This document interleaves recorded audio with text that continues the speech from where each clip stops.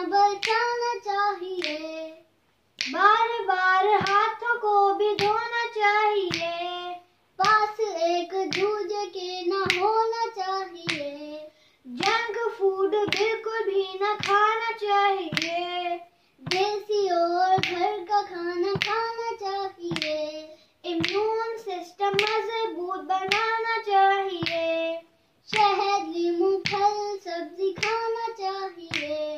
मजदूरों को भी राशन पहुंचाना चाहिए। इनके बच्चों को भी खाना खाना चाहिए। एक कौम बन के अब दिखाना चाहिए।